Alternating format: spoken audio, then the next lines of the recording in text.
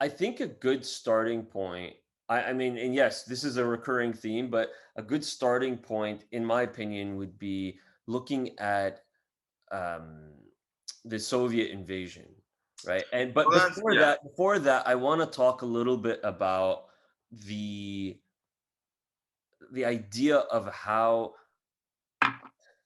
Islamist groups and their acceptance into a democratic system in theory should look like versus how it has actually panned out in different countries. But I want to like look at, like, let's say Egypt, for example. Egypt, where you had the Muslim Brotherhood being one of the oldest political parties. I don't know if it was the oldest, but one of the oldest for sure, going back to, was it the early 20th century. But the idea is that it was one of the oldest and best organized political parties, and had a lot of really educated members.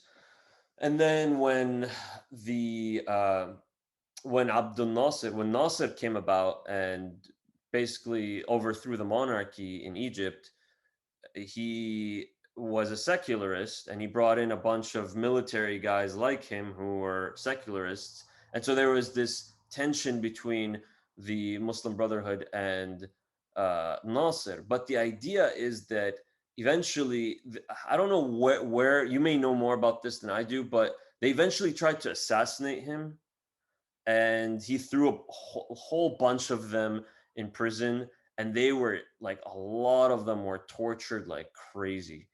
And so So they, there was a they lot of torturing and executions there's a lot and of executions of people that brutal didn't have violence. to be, you know. Sorry, sorry, what? Like they executed a lot of people that really weren't involved in politics. They were just ideologues, authors that wrote books. You know what I mean? They Right.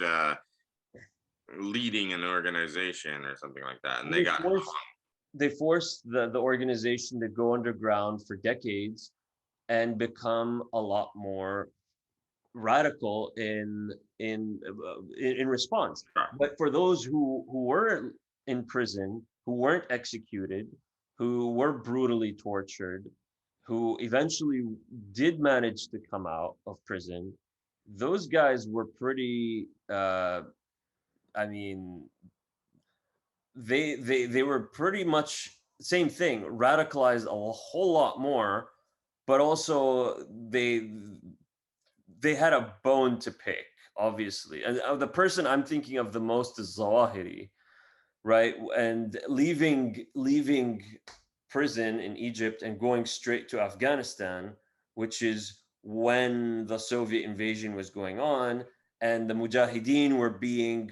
Mm. formed, and Bin Laden was there, a bunch of other actors were there. And this is, we can get into now, like, where the American and Saudi involvement Well, came in. I mean, here's the thing, and I'm going to get into the Saudi thing, and I know, I dive deep into that, but I think to put it in sort of a linear perspective, Afghanistan was historically, like, it's been invaded throughout its history by many different people. It's been involved in Indian, Indian armies have invaded it. Alexander the Great invaded. So many civilizations have invaded, and so many militaries have invaded throughout history. And then you get to like the 19th century, and you have like the British East India Company, which I love. And this is sort of, it could be its own podcast, is the British East India Company, because the British East India Company was basically uh, running wars.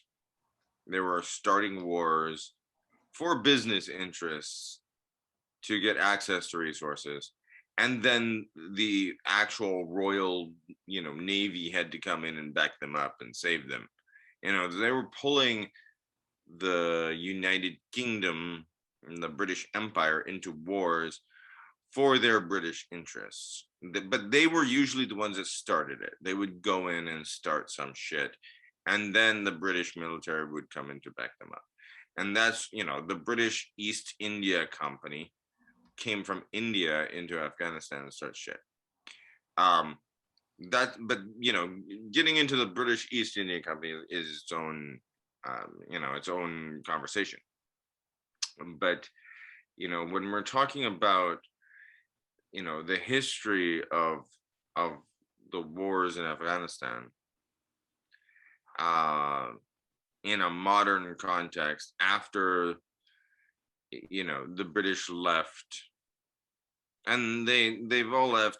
The Afghans are very proud that all the invaders eventually leave. They get tired and leave Mm.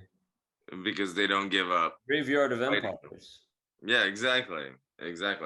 But if we're starting with the Soviets, like that's where you wanted to. Yeah, what I wanted to get into is, I mean, this was during the Cold War, Uh, and when the Soviets got involved, there was obviously a reaction in Afghanistan, and it was, it's a very, I mean, parts of Afghanistan, especially the rural areas, from what I understand, are very conservative and traditional, and the vast majority of people in Afghanistan are Muslim, and so the resistance that was formed was this idea that was promoted by, I think it may have been like a local idea, but it was heavily funded and armed by the Americans and Saudis, right? And that they wanted to counter any Soviet influence. The Americans, from the perspective of just countering any Soviet influence anywhere in the world, the Saudis seeing a spread of communism in an area that might eventually spread from there. So if communism took over Afghanistan, their worry was that it would spread to other parts of the region and eventually move towards the Middle East and Saudi Arabia, which they had their issues with. I yeah, don't I well, don't I don't pretend to know all the details of the Saudi involvement or why they got involved, but suffice it to say from my perspective that is that they did get involved. There was a lot of funding, and part of that element was the presence of bin Laden and other very rich and wealthy okay, donors. so there's a very interesting thing there. And okay, so for instance, like the um, the Pakistani security organizations and like military security, intelligence has been very involved in Afghanistan, and Pakistan is very much like trying to, like, has tried to use the Taliban as you know uh, sort of puppet army, um, for their own interests, which is, there's an interesting thing developing right now because India has, who against Pakistan's best interests, is has been making direct or indirect contact with the Taliban and having talks with them.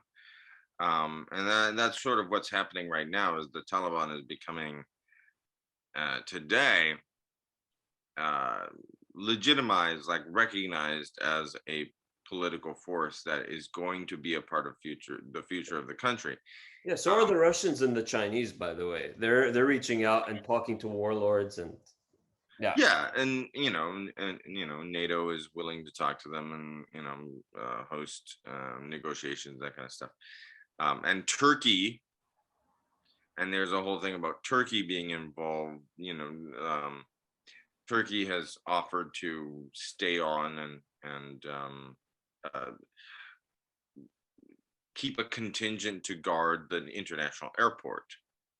Um, like the Taliban's major thing has always been get the foreigners out.